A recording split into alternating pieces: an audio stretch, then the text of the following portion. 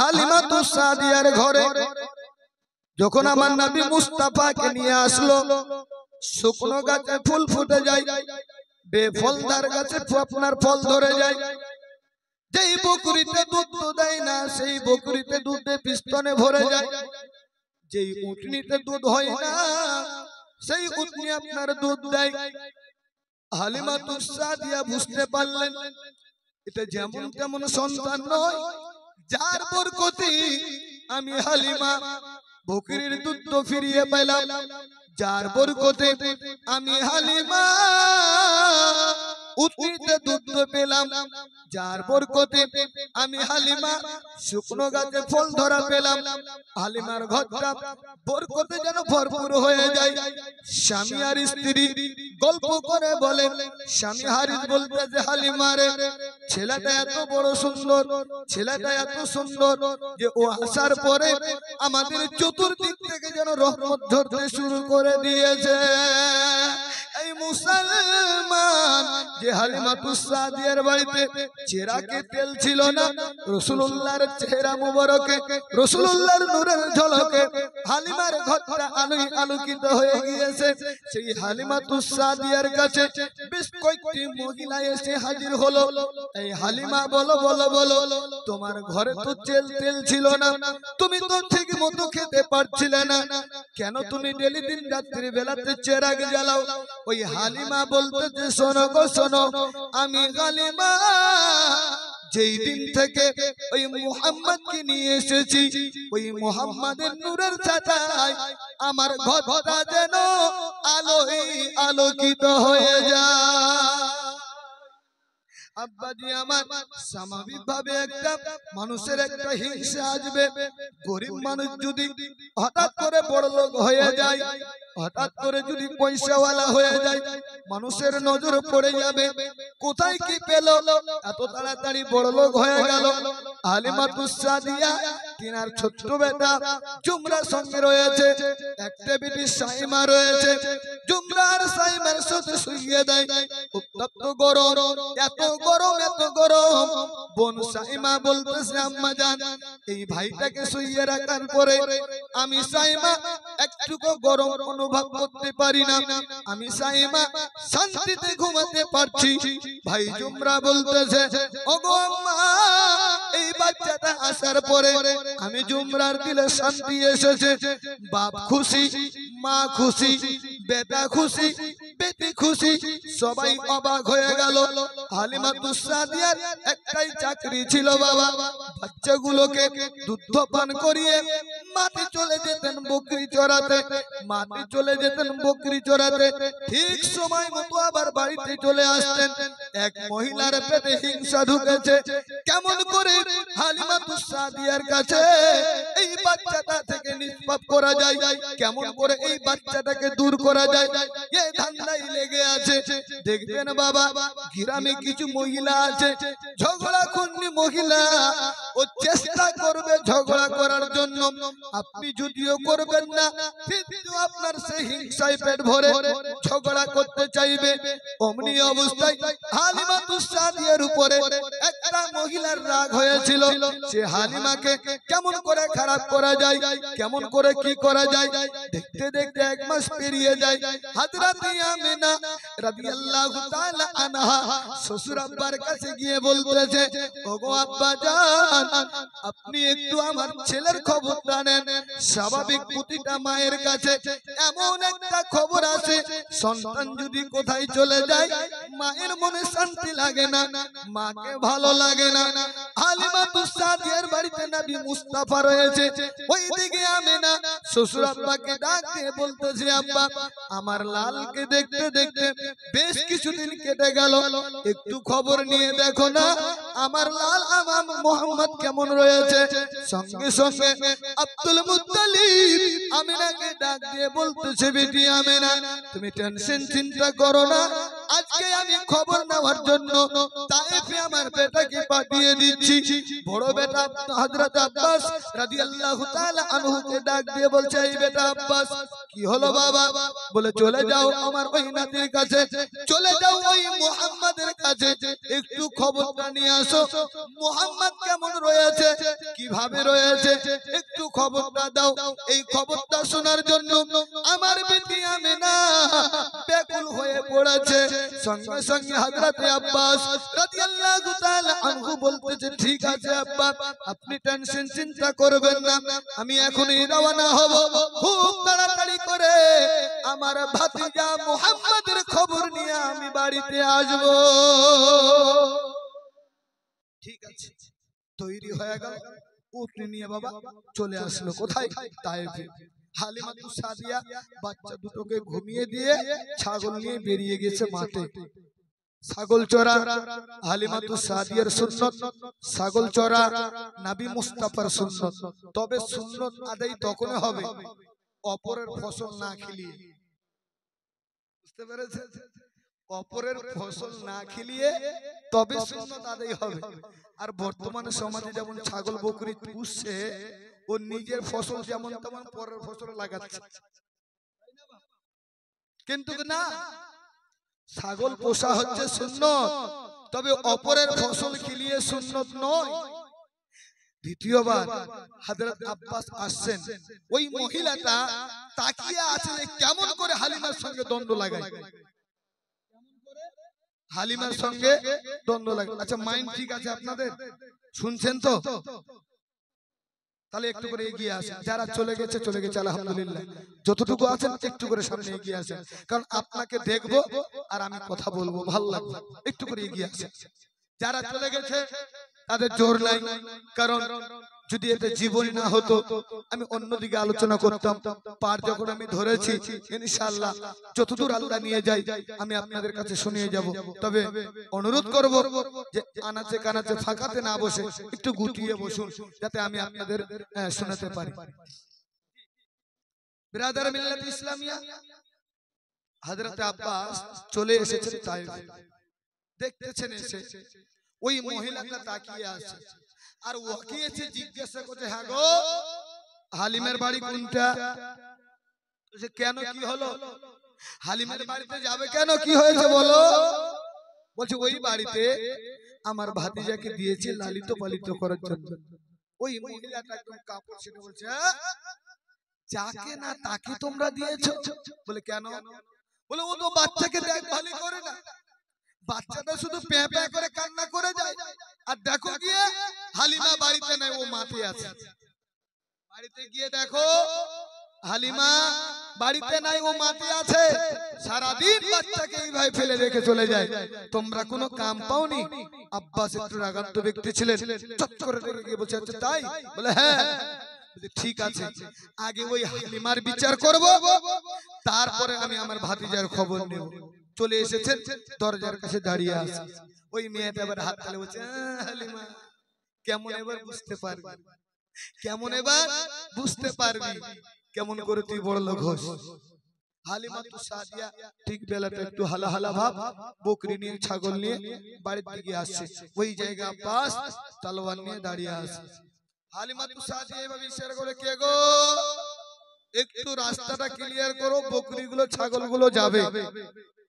ইশারি দিয়ে বলছেন, বকরিটা পরে, আগে তোমার কথা আছে, আগে তোমার বিচার আছে। কে তুমি? বলে আমি মক্কা থেকে এসেছি, নবীর চাচা আব্বাস।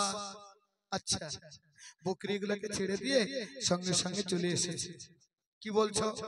বলে তোমাকে যে লালিত পালিত করার জন্য দিয়েছি, তুমি এই দিকে দেখভাল না করে সারাদিন বকরি নিয়ে থাকো। বলছে হ্যাঁ, তো কি হলো? বকরি নিয়ে চড়াই তো কি হলো বলো? বলে আমার ভাতিজা কান্না করে সারাদিন। বলছে কে বলছে কান্না করে? বলছে কান্না তো করে না।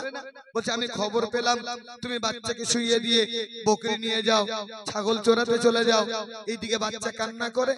উনি বলছেন যে তোমার ভাতিজা একদিনের জন্য কান্না করে নাই। বলছে তাই? বলে হ্যাঁ।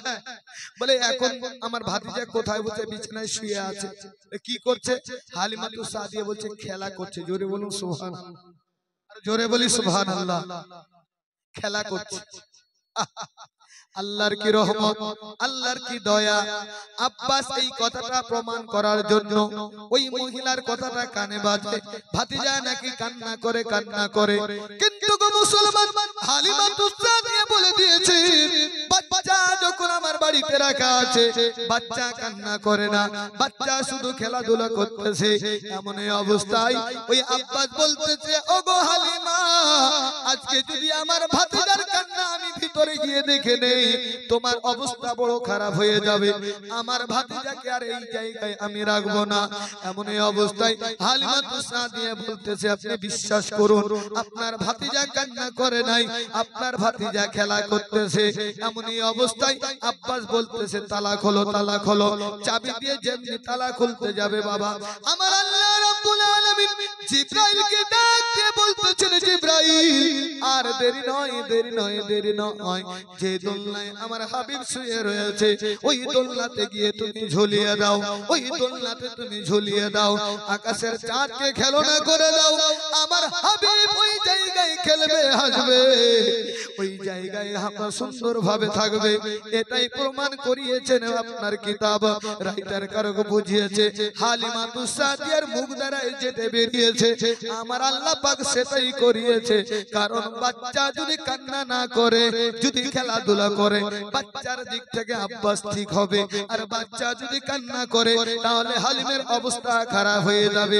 হালিমা তুসাদিয়া এদিকে তালা খোলে, আল্লাহ পাকের হুকুমে জিবরাইল আলাইহিস সালাম চলে আসলেন। বাবা জিবরাইল আলাইহিস সালাম এসে দোলনা দোলিয়ে দেয়। আমার রাসূলুল্লাহ ইশারা করে বলে, আমার ভাইয়েরও দোলনাটা দোলিয়ে দাও। জিবরিল বলে, তোমার দোলনা দোলানোর হুকুম হয়েছে। ওই বাচ্চাটা মুহাম্মদ সাল্লাল্লাহু তাআলা আলাইহি ওয়াসাল্লাম বলতেছেন, আমি মুহাম্মদ বলতেছি, আমার ভাইয়েরও দোলনাটা দোলিয়ে দাও। দুইটা দোলনায় আপনার ঝুলতে শুরু করে দিয়েছে। দরজা খুলে যেমনি ভিতরে প্রবেশ করেছে হযরতে আব্বাস দেখতেছেন আমার নবী আকাশের দিকে তাকিয়ে তাকিয়ে মুস্কি হেসে আর ওই দোলনায় খেলে। জোরে বলেন সুবহানাল্লাহ। আর ওই জায়গায় যদি দোলনাতে না খেলতো তাহলে হালিমা তুসাদিয়া মিথ্যা হয়ে যেত।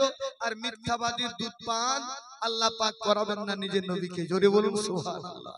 এই দৃশ্য দেখার পরে আব্বাস এতটাই খুশি হলো, তার প্রতি মুগ্ধ হয়ে হালিমা তুসাদিয়াকে বলতেছে, না আমার ভাতিজা বড় সুন্দর আছে, চেহারাও বলে ভালো হয়ে গিয়েছে। খুশি হয়ে সেখান থেকে আব্বার কাছে এসে বলতেছে, আব্বা আমার ভাতিজা মুহাম্মদ বড় সুন্দর আছে, ভালো আছে, একটু কিছু নাই, সুন্দর ভাবে আছে, চেহারাও ভালো হয়েছে। হযরতে আমিনাও খুশি হয়ে গিয়েছে। আব্বাজি আমার সোনা মানিক। এমনি করে হালিমা তুসাদিয়ার বাড়িতে অনেক নজির হয়েছে। আমরা জীবনী বক্তা, যদি খুঁটে খুঁটে এই জায়গাতে বলি তাহলে হালিমা তুসাদিয়াতে আপনার অনেক টাইম লেগে যাবে। তবে আজকের রাত্রিতেই জীবনী অনেকটা নিয়ে যেতে হবে বলে কিছু পয়েন্ট গুলো আমি আপনাদের সামনে তুলে ধরবো। এবার হালিমা তুসাদিয়ার বাড়িতে খেলাধুলা করে বড় হয়, সব আপনার ভাইয়ের সঙ্গে থাকে। 2 বছর হলো হালিমা তুসাদিয়া দুধ ছাড়িয়ে আমিনার কাছে নিয়ে গেলেন। জোরে বলুন সুবহানাল্লাহ। কার কাছে নিয়ে গেলেন? হযরত আমিনার কাছে। মোহাব্বতটা কেমন হয়েছিল, ভালোবাসাটা কেমন হয়েছিল বাবা। হযরত আমিনা রাদিয়াল্লাহু তাআলা আনহা নবী মুস্তাফাকে পেয়ে বড় খুশি হয়েছে। হযরত আলিমা রাসূলুল্লাহকে যখন ফিরিয়ে দিতে যায়, তৎকালীন যুগে 2 বছর পর বাচ্চাকে আবার ফিরিয়ে দিতে হবে, 2 বছর করে লালিত পালিত করতে হবে। হযরত হালিমা তুসাদিয়া যতটা উপকার পেয়েছে, যতটা আল্লাহর রহমত পেয়েছে, রাসূলুল্লাহ আমার নবীর ছিল, নবীর আপনার ওসিলা ছিল বলে হালিমা সব দিক থেকে বেড়ে গেছে, সব দিক থেকে হালিমা লাভবান হয়েছে। যেই হালিমা লক্ষ্য করে দেখে নবী মুস্তাফা পায়খানা করলে, হালিমা তুসাদিয়া চেষ্টা করে কেমন পায়খানা করে, পায়খানাটা একটু আমি উঠিয়ে দেব। কিন্তু নবী মুস্তাফা যখন পায়খানা করে জমিন সঙ্গে সঙ্গে ওই পায়খানাটাকে গিলে নেয়। জোরে বলুন সুবহানাল্লাহ। নবী মুস্তাফার পায়খানা জমিন গিলে নেয় আমার পায়খানায় যখন আমরা পায়খানা করি, টয়লেটে পায়খানা করি, দুর্গন্ধ হয়ে যায়। আর কোন মুখে বলো নবী আমাদের মতো মানুষ নবীর পায়খানা পর্যন্ত আপনার গিলে খেয়ে নিয়েছে। নবীর পায়খানা যতটুকু তুলনা হবে আমাদের মানুষের ততটুকু তুলনা হবে না। অতএব মুসলমান মুস্তাফার শিশুকাল থেকে মুজিজা দেখাতে দেখাতে আসতেছে। হালিমাতুস সাদিয়া যখন আমিনার কোলে ফিরে দিলেন, আমিনা মনে মনে বলে মক্কার নগরের অবস্থা বড় খারাপ। তৎকালীন যুগে কলেরা হয়েছিল, এমন একটা রোগ দেখা দিয়েছিল বাবা, বাচ্চা রাত্রিবেলা মায়ের দুধ পান করে সকালবেলা মরা লাশ হয়ে যায়। রাত্রিবেলা মায়ের পিস্তনে দুধ পান করে সকালবেলা আপনার বাচ্চাকে মাটি দিতে হয়।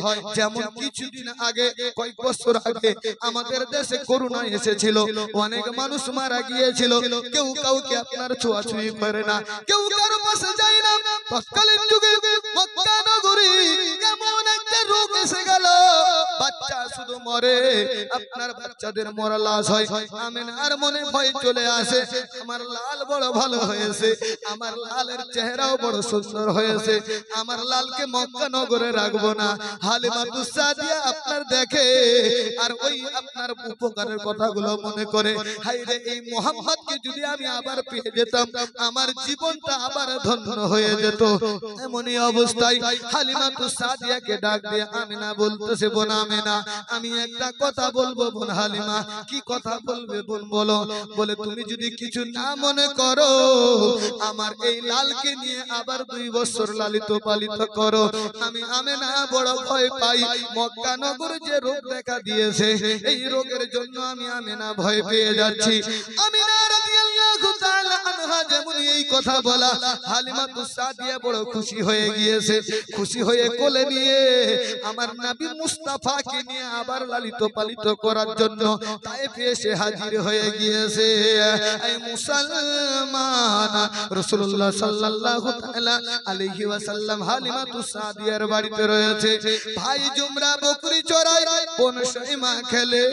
হঠাৎ করে একদিন আপনার জুমরা বলতেছে, মা আমার ভাইকে আমি নিয়ে যাব মাঠে আমার বকরি চড়ানোর জন্য।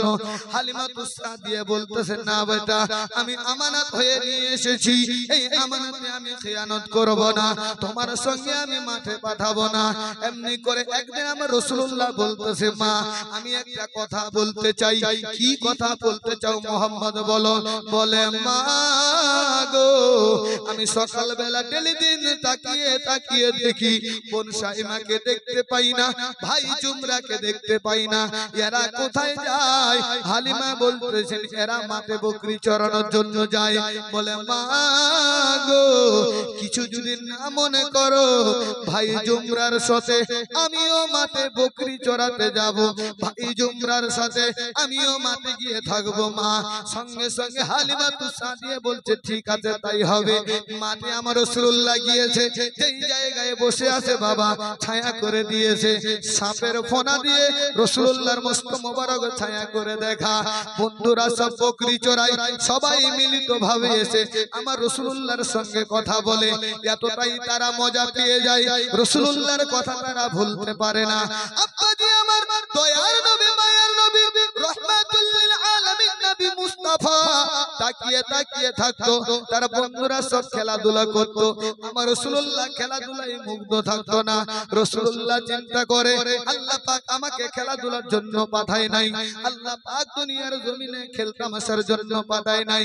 আব্বাজি আমার বন্ধুরা খেলার জন্য ডাকে, আমার রাসূলুল্লাহ বলে তোমরা খেলো, আমি তাকিয়ে তাকিয়ে দেখবো। বেশ কয়েকদিন যাওয়া আসা করে, বনের বাঘরাও নবীর দিওয়ানা হয়েছে, বনের হরিণরাও নবীর দিওয়ানা হয়েছে, সবাই নবীকে জিয়ারত করার জন্য ফেলে তাকিয়ে থাকে। হযরতে হালিমাতুস সাদিয়া তিনি মনে মনে ভাবছেন, ডেলি বাচ্চাটা আমার মাঠে যায়, আজকে আমি হালিমা এই মুহাম্মদকে মাঠে যেতে দেব না। আয় মুসলমান বলে গায়ের ভাই বোনেরা শুনে যাও, রাতের বেলা গো মা হালিমাতুস সাদিয়ার বাড়িতে রাসূলুল্লাহ লালিত পালিত হয়েছিলেন। রাসূলুল্লাহর পোশাক যেই জায়গায় থাকতো ভাই জুমরার পোশাকটা সেই জায়গায় থাকতো। ওই ভাই জুমরার পোশাকটা পরে যখন মাঠে যায় এত সুন্দর মুস্কি আম্বারের মতো একটা সেন হয়। বন্ধুরা সবাই মুগ্ধ হয়ে যাচ্ছে, বন্ধুরা সবাই আপনার আলোচনা করছে ভাই জুমরা রে এই এত সুন্দর একটা সেন তুমি কোথায় পাও, কি আতর তুমি ব্যবহার করো? জুমরা বলেছিল জীবনে কোনো আতর ব্যবহার করে নাই, তবে পোশাকটা তুমি কোথায় রাখো? বলে আমার ভাই মোহাম্মদের কাছে এই পোশাকটা আমি রেখে দেই, যে ভাইয়ের পোশাকটার সঙ্গে আমার পোশাকটা জড়িত হয়। বন্ধুরা চিন্তা করতে লাগলো যে ভাইয়ের পোশাকের সঙ্গে অর্থাৎ মোহাম্মদের পোশাকের সঙ্গে পোশাক যদি লেগে যায়, এতটা যদি সুন্দর হতে পারে, এতটা যদি সেন্ট হতে পারে, তাহলে মোহাম্মদ কতটা সুন্দর হবে। আসতে বলেন সুবহানাল্লাহ। আয় মুসলমান বন্ধুরা বলছে তাকে নিয়ে আসো মাঠের দিকে, বলছে না না না আসতে দিবে না। একদিন আমার রাসূলুল্লাহ বলতেছে ভাই জুমরা তুমি আমাকে ছেড়ে চলে যাচ্ছ কেন? বলে বাড়ি থেকে হুকুম দিয়েছে যে আমি তোমাকে নিয়ে যাব না। বলে তুমি যদি আমাকে নিয়ে না যাও তবে একটা বুদ্ধি দিচ্ছি, একটা কথা বলতেছি। বলে কি কথা বলতেছেন গো ভাই বলেন? বলে আমি বলতেছি আজকে ধর্মঘাট হয়ে যাক, আজকে তুমি বকরি নিয়ে যাবে না, কারণ তুমি বলবে ভাই মোহাম্মদকে যদি আমি না নিয়ে যাই তাহলে আমি আর বকরি চড়াতে যাব না, অনেক বেলা হয়ে যাচ্ছে। ভাই জুমরা আপনার ছেলে জুমরা উঠছে না। আমার রাসূলুল্লাহ যেই কথাটা বলেছিলেন বাবা ভাই জুমরা ওই কথাটা মেনে নিয়েছে। আজ ধর্মঘাট হবে, আজ আমি ছাগল চড়াতে যাব না, আর যদি ছাগল চড়াতে যাই আমার ভাই মোহাম্মদকে সঙ্গে করে নিয়ে যাব। আয় মুসলমান আব্বাজি আমার সোনা মানিক গভীর মনোযোগ দিয়ে শুনবেন। মুজিজাবান নবী মুস্তাফা তিনার সঙ্গে জুমরা রয়েছে। এমন এই অবস্থায় হালিমা ডাক দিচ্ছে আয় বেটা জুমরা কি হলো মা ছাগল নিয়ে যাবি না? বলে না যাব না। কেন যাবি না বেটা? বলে ভালো লাগে না। বলে বেটা রে অনেক বেলা হয়ে গেল, ছাগল নিয়ে তুমি মাঠে যাবে? বলে না যাব না। বলে কেন যাবে না বলো? বলে মা গো আমার ভাই মোহাম্মদকে যতক্ষণ পর্যন্ত আমি সঙ্গে না নেব ততক্ষণ পর্যন্ত মাঠে আমি ছাগল চড়াতে যাব না।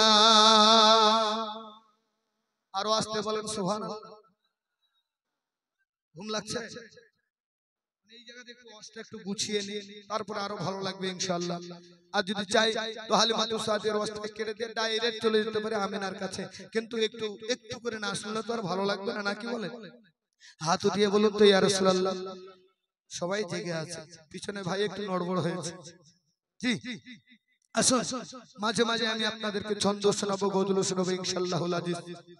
ওরে ও ভূমি মদিনার ভূমি, ওরে ও মাটি মদিনার মাটি, জিতা শুয়ে আমার নবীর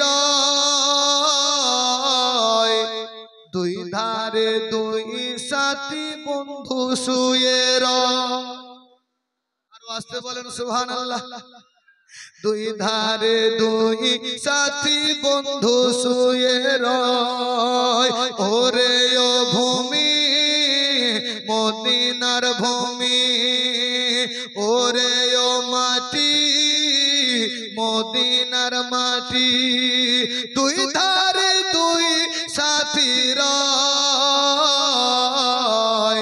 বিছখানে আমার নবী জিন্দা শুয়ে রয়, বিছখানে আমার নবী জিন্দা শুয়ে রয়।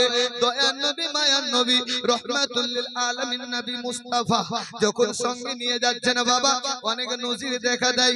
এমনই অবস্থায় মাঠে একটা ঘটনা ঘটে গিয়েছে। ভাই জুমরা খেলাধুলা করে বকরি আপনার ছেড়ে দিয়েছে, হঠাৎ করে বকরিটা বাগে নিয়ে চলে গিয়েছে। বিরাদার মিল্লাত ইসলামিয়া জুমরা বাড়িতে এসে বলে আপনার মাকে রাখতে বলতেছে মা আমাদের বকরি একটা ছাগল নিয়ে গিয়েছে, ছুড়ানোর জন্য সবাই যেতে চায়।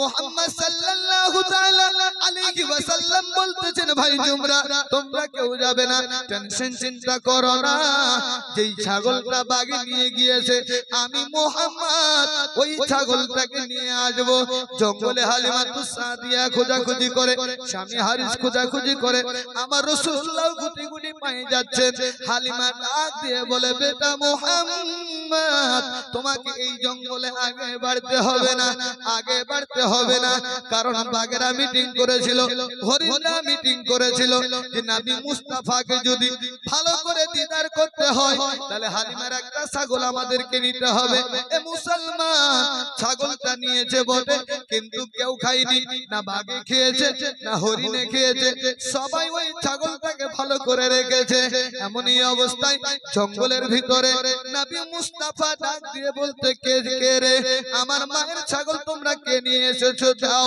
সবাই বেরিয়ে এসেছে এই দেখে হালিমাতুস সাদিয়া চমকে গেছে আমি রাসূলুল্লাহ সাল্লাল্লাহু তাআলা আলাইহি ওয়াসাল্লাম বলতেছেন মা টেনশন চিন্তা করো না আমি শুধু তোমাদের জন্য নয় আমি বাগেদের পশুদেরও নবী হয়ে পৃথিবীতে এসেছি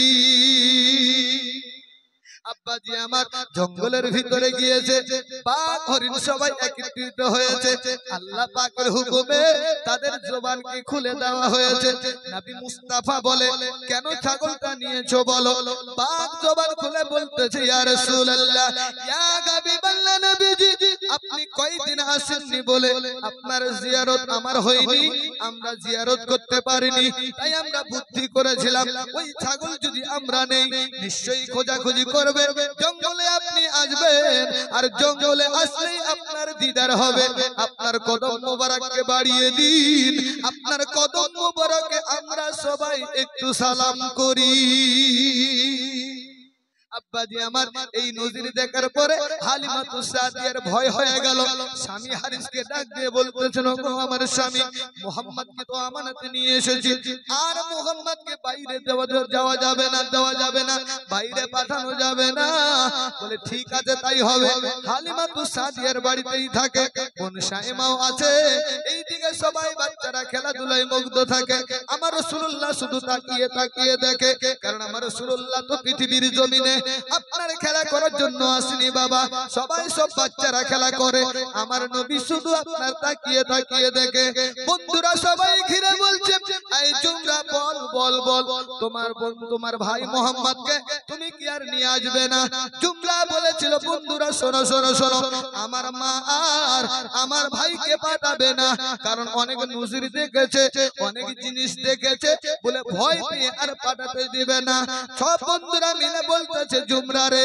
আমরা যদি একটা মিছিল করি তোমার মাকে গিয়ে যদি আমরা বলি তাহলে কি মুহাম্মদকে পাঠাবে না তারা বন্ধুরা বলেছিল জুমরা বলেছিল তোমরা এসো বাড়িতে এসে বলো যদি পাঠাই অবশ্যই আমি নিয়ে আসব সবাই মিলে আমার রাসূলুল্লাহর কাছে এসেছে হালিমাতুস সাদিয়ার বাড়িতে এসেছে হালিমাতুস সাদিয়াকে বলতেছে ওগো আম্মা জান আমরা একটা আরজি জানাতে চাই কি বলতে চাও তোমরা বলো বলে এই মুহাম্মদকে আমরা একটু সঙ্গে করে নিয়ে যাব হালিমাতুস সাদিয়া বলছে না না না আমি তোমাদের কাছে আমার মুহাম্মদকে পাঠাবো না কারণ মুহাম্মদের প্রতি যেগুলো নজির দেখেছি আমি হালিমা বড় ভয় পেয়েছি সে কোথায় থাকবে কিভাবে থাকবে কি খাবে আমি হালিমা সেটাই চিন্তা করি সব বন্ধুরা মিলে বলেছিলাম ও মা হালিমা টেনশন চিন্তা করবে না বাবলা গাছের বনে বসিয়ে দেব ভোগ লাগলে খেজুর খেতে দেব ও মা হালিমা তবুও একবারের জন্য হলো ভাই মুহাম্মদকে একটু আমাদের সঙ্গে পাঠিয়ে দিন আপনার কোনো চিন্তা হবে না ছোট আপনারা শুনেছেন বাবা তোর মুস্তাফাকে দে না মাগো ও সঙ্গে নিয়ে যাই খেতে দিব খুরমা খেজুর ময়দানে ভয় নাই তোর মুস্তাফাকে দে না মাগো সঙ্গে নিয়ে যা আরো আসতে বলেন সুবহানাল্লাহ আব্বাজি আমার হাজারটা কষ্ট করার পরে হালিমা সাদিয়া বলছে ঠিক আছে নিয়ে যাও। রাসূলুল্লাহকে এক জায়গায় বসিয়ে দিয়েছেন। সবাই বন্ধুরা খেলাধুলায় মাতোয়ারা হয়ে গিয়েছে। নবী মুস্তাফা বসা, তিনজন ব্যক্তি, আপনার সাদা ড্রেসওয়ালা, আপনার কারো হাতে ছুরি, কারো হাতে লোটা, আপনার নিয়ে এসে হাজির হয়েছে। রাসূলুল্লাহ সাল্লাল্লাহু তাআলা আলাইহি ওয়াসাল্লাম কে নিয়ে বাবা সেখান থেকে একটা পাহাড়ে চলে গেলেন। ভাই জুমরা তাকিয়ে তাকিয়ে দেখে আছে মুহাম্মদ সাল্লাল্লাহু তাআলা আলাইহি ওয়াসাল্লাম কে তিন ব্যক্তি এসে যখন একটা পাহাড়ের দিকে নিয়ে যায়, জুমরা নিচকে দেখে সেই আমার ভাই মুহাম্মাদের বুকটাকে ফেড়ে দিল। একজন বুকটাকে যখন ফেড়ে দিল, একজন ভিতর থেকে অন্য একটা জিনিস বের করলো, আর একজন আবার আপনার বলা হয়েছে এগুলো কারখানা যখন দেখে সঙ্গে সঙ্গে জুমরা বাড়িতে চলে এসেছে। মা মা বলে চিৎকার দেয়। হালিমার মন তো টাঙ্গা ছিল। হালিমা বলতে যে কি হলো বেটা, কথা বলতে পারে না, কথা বলতে পারে না। দেখবেন এমন একটা সময় বিপদ যখন আসে মানুষরা ঠিক মতো মুখ দিয়ে কথা বলতে পারে না, হাই নিঃশ্বাস ফেলে, হা হু করে, কিন্তু আসল কথাটা বলতে পারে না। জুমরার অবস্থাটা তাই হয়ে দাঁড়িয়েছে। আপনার ওই জায়গায় আপনার কথা বলতে পারে না, শুধু হাই নিঃশ্বাস ফেলে ফেলে বলে মা, ভাই মোহাম্মদ, ভাই মোহাম্মদ, ভাই মোহাম্মদ। কি হলো ভাই মোহাম্মদের বলো? বলে মা গো, আমি তাকিয়ে দেখলাম মা আমার ভাই মোহাম্মদ বসা ছিল, তিনজন ব্যক্তি সাদা ড্রেসওয়ালা আসলো আমার ভাই মোহাম্মদকে নিয়ে একটা পাহাড়ে চলে গেল। যখন পাহাড়ে যায় আমার মোহাম্মদের চেহারা থেকে কাপড়টা খোলালো, একজন বুকটাকে ফেড়ে নিল। মা হয়তো মোহাম্মদ ভাই আর পৃথিবীর জমিনে নাই। যেমনি এই কথা শুনে বাবা হারিস আর আপনার হালিমা সাদিয়া দৌড়তে শুরু করেছে। বাবা কোথায় কোথায় যাবে? বলে ওই পাহাড়ের কাছে। কিন্তু এইদিকে আল্লাহর ফেরেশতারা পোশাক করে আপনার সিনা চাক করে একজন ব্যক্তি হাত বুলিয়ে দিয়েছে, যেমন কার নবী বাবা তেমন হয়ে গিয়েছে, কোন জায়গায় চুল পরিমাণের দাগ পাওয়া যায় না। হালিমা সাদিয়া দৌড়িয়ে এসে মুহাম্মদ সাল্লাল্লাহু তাআলা আলাইহি ওয়াসাল্লামের শরীর নাড়ে, পিঠ উঠিয়ে দেখে, বুকের দিকে তাকিয়ে দেখে, বেটা মুহাম্মদ বলো বেটা বলো কি হয়েছে তোমার? তোমার ভাই জুমরা যেটা বলতেছে এটা কতটা সত্য আর কতটা মিথ্যা? সঙ্গে সঙ্গে আমার রাসূলুল্লাহ বলতেছেন মা গো, আমার ভাই জুমরা যেই কথা বলে অবশ্যই সেটা সত্য। তিনজন ব্যক্তি এসেছে, আমার একজন বুকটাকে ফেড়ে দিয়েছে, কি যেন বের করলো, আবার কি পানি দিয়ে ধুইয়ে দিল ও গো মা, আর একজন ব্যক্তি আমার হাত বুলিয়ে দিল। যেই ভাই এই কথাটা শোনার পরে হালিমা সাদিয়া ভয়ে কাঁপতে শুরু করে দিল। হায় হায় হায়, হয়তো আমার মোহাম্মদকে জিনে ধরেছে, না হয় ভূতে ধরেছে। এই কথা চিন্তা ভাবনা করে আমার রাসূলুল্লাহকে বাড়িতে নিয়ে আসলো। আমি একটা প্রশ্ন করতে চাই, বলুন তো আমরা নবীর উম্মত, দয়ার নবী, মায়ার নবী, রাহমাতুল লিল আলামিন নবী মুস্তাফা সিনা চাক কয়বার করা হয়েছিল? কয়বার বলেন একজন কেউ? নবী মুস্তাফার সিনা চাক কয়বার করা হয়েছে? কারো জানা আছে? কয়বার? 3 বার। আর কারো জানা আছে কয়বার হয়েছিল? আমি বলে দেবো। 100 টাকা দেন তো, চট করে একজন 100 টাকা। কালেকশন নয়, মহব্বতে। সিনা চাক এই জায়গায় আমি একটা পয়েন্ট দেব। আমার আপনার যদি হাত পা কেটে যায়, দাগ থাকে কি থাকে না বাপ? থাকে না? কিন্তু রাসূলুল্লাহর সিনা চাক করা হয়েছে, পুরো সিনাটাকে ফাড়ানো হয়েছে, কিন্তু চুল পরিমাণ দাগ। ওমর আল্লাহ তাআলা হলো যাহার ইশকে দিওয়ানা, সে আমার সাল্লি আলা কামলিওয়ালা নূরে মদিনা। আর আস্তে বলেন সুবহানাল্লাহ। ওমর আল্লাহ তাআলা হলো যাহার ইশকে দিওয়ানা, সে আমার সাল্লি আলা কামলিওয়ালা নূরে মদিনা। যে একবার দেখে মোর নবীকে ভুলতে পারে না, যে একবার দেখে মোর নবীকে ভুলতে পারে না বলে দয়ার নবীর অঙ্গ খোদার নূরের আয়না বলে দয়ার নবীর অঙ্গ খোদার নূরের আয়না মোর নবীজির ঝলক দেখে চাঁদ সিতারা বলে জোরে বলো জি ইনশাআল্লাহ একটা তো বলেছে আরেকটা বলবো মাশাআল্লাহ 100 টাকা একজন দিয়েছে এই 100 টাকা একজনের জন্য সর্বপ্রথম সিনেচাক নবী মুস্তাফার হয়েছিল হালিমাতু সাদিয়ার বাড়িতে জোরে বলুন সুবহানাল্লাহ আর 100 টাকা একজন দেন কোথায় হয়েছে বলে দিন ভাববেন না যে দান কালেকশন করছে মোহাব্বতে রাসূলের প্রেমে মাত্র 100 টাকা কয়বার হয়েছে এই 100 টাকার বদৌলতে আপনারা জেনে যাবেন হাত উঠিয়ে বলেন ইয়া রাসূলুল্লাহ মোর নবীজির ঝলক দেখে চাঁদ সিতারা বলে মোর নবীজির ঝলক দেখে চাঁদ সিতারা বলে যত রূপ ছিল মোরা আল্লাহ দিল নবীর গায়ে ঢেলে নবীর গায়ে ঢেলে এমন খুশবু আমার নবীর গায়ে নেই জগতের কোলে এমন খুশবু আমার নবীর গায়ে নেই জগতের কোলে সেই খুশবু মেখে ফারিস্তারা আর খুশিতে বলে আর খুশিতে বলে কি বলে মিশকের চেয়ে মিশকের চেয়ে খুশবু আমার নবীর পাসিনা মিশকের চেয়ে খুশবু আমার নবীর পাসিনা বলে দয়ার নবীর অঙ্গ খোদার নূরের আয়না ও মোর আল্লাহ তাআলা হলো যাহা ইশকে দিওয়ানা সে আমার সাল্লে আলা কামলি ওয়ালা নূরে মদিনা সব সাহাবী বলে আমার নবী সবার সেরা জোরে বলো সব সাহাবায়ে কিরাম বলছে নবী আমাদের হচ্ছে সেরা আর কিছু কিছু মোল্লা বাবা গ্রামগঞ্জে লাগিয়েছে বেড়া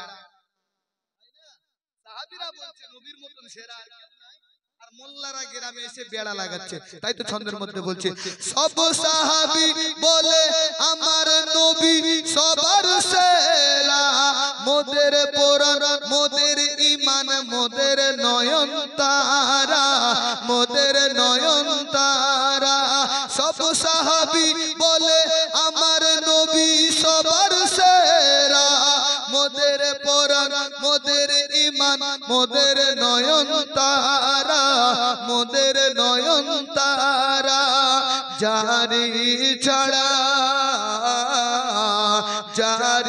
ছাড়া মেহশর কেউ নাজাত পাবে না নবী ছাড়া মেহশর কেউ নাজাত পাবে না সে আমার সাল্লে আলা কামলি ওয়ালা নূরে মদিনা আমার সাল্লে আলা কামলি ওয়ালা নূরে মদিনা আল্লাহুম্মা সাল্লি আলা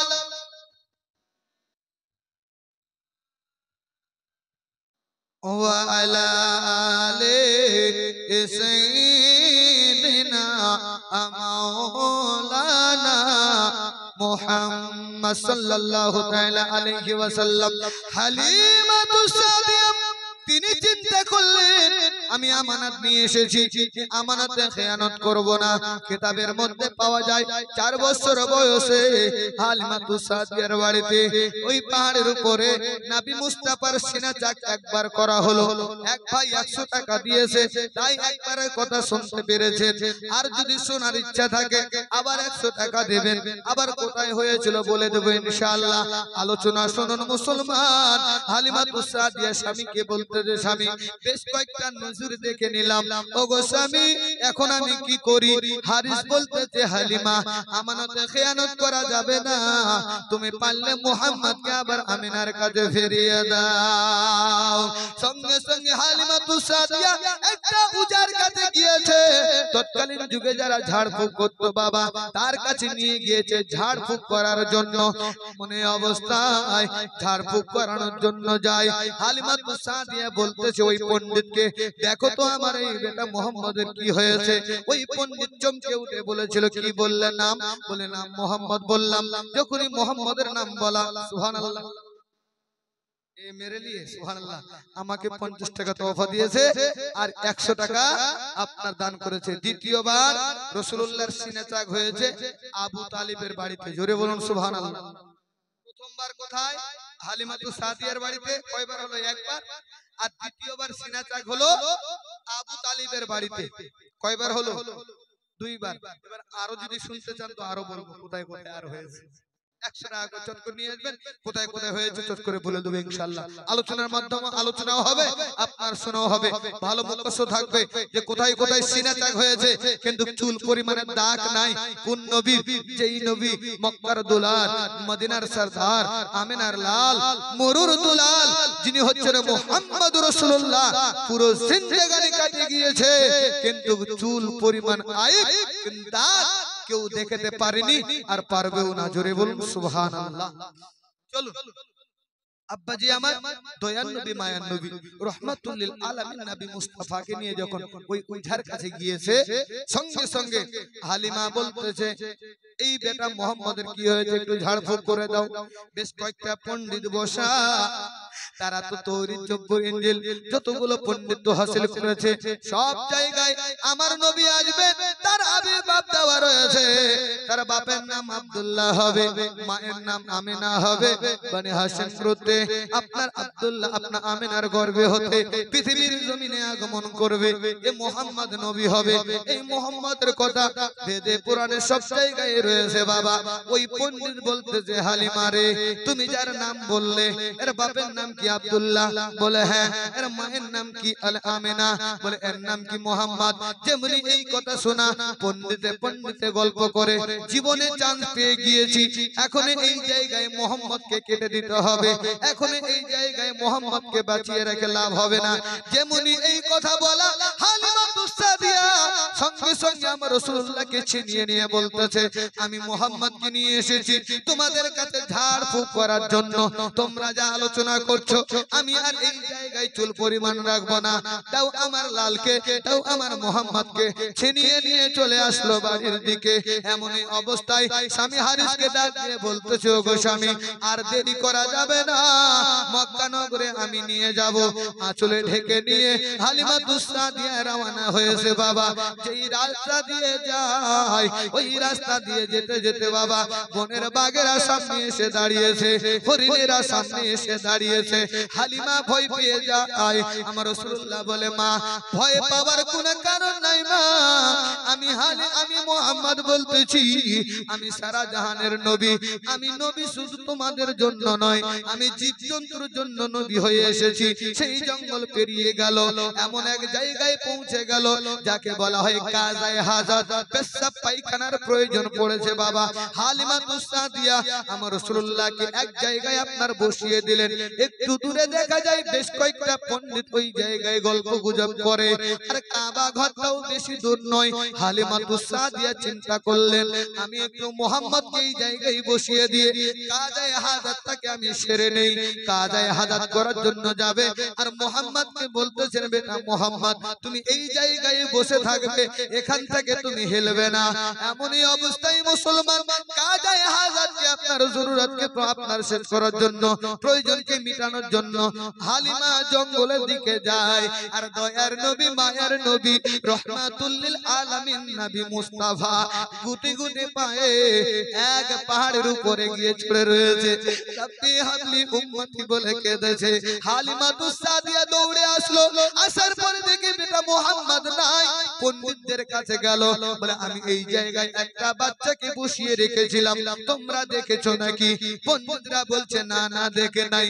হালিমার মনে ভয় চলে আসলো, না জানি আমার বেটা মুহাম্মদ কোথায় চলে গেল। আমি কি আমিনার বাড়িতে পৌঁছতে পারবো না, আমিনার কাছে নিয়ে যেতে পারবো না। হালিমা কান্না করতে শুরু করে দিলেন।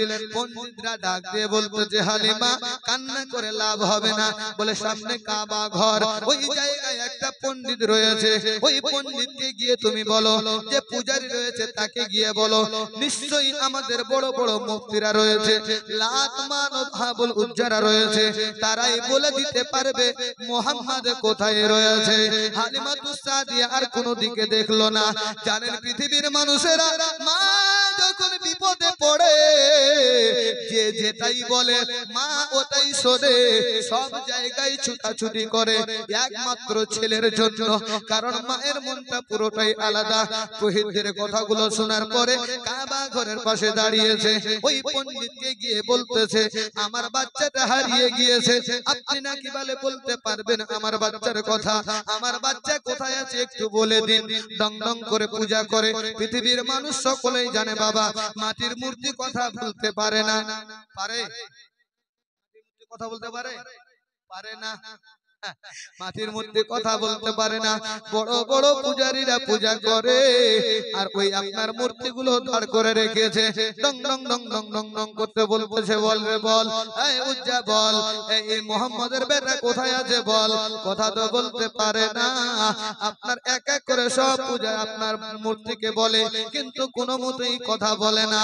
ওই ঠাকুর ওই পুরোহিত বলতেছে, ও আমি তো নামটা শুনে নাই, নাম না শুনলে তোমরা বলবে কেমন করে। হালিমাতুস সাদিয়াকে ডাক দিয়ে বলতেছে, রে হালিমা, যেই বাচ্চাটা হারিয়ে গিয়েছে ওই বাচ্চাটার নাম কি তুমি বলো। হালিমাতুস সাদিয়া বলতেছে, ওই বাচ্চাটার নাম হচ্ছে মুহাম্মদ। জোরে বলুন সুবহানাল্লাহ। যেমনি আমার নবীর নাম শোনা, ওই পুরোহিত বলছে পুরো বাইরেটা বলো, পুরো ঠিকানাটা বলো। বলছে হালিমাতুস সাদিয়া বলতেছে, বাপের নাম হচ্ছে আব্দুল্লাহ, মায়ের নাম হচ্ছে আমিনা, ছেলের নাম হচ্ছে মুহাম্মদ। শুনে নিয়ে আপনার ডং ডং ডং ডং ডং ডং করতেছে বাবা, কোনো কথাই নয়। এবার পরিচয় দিতেছে মূর্তির কাছে, বলে এই হাবল, এই উজ্জা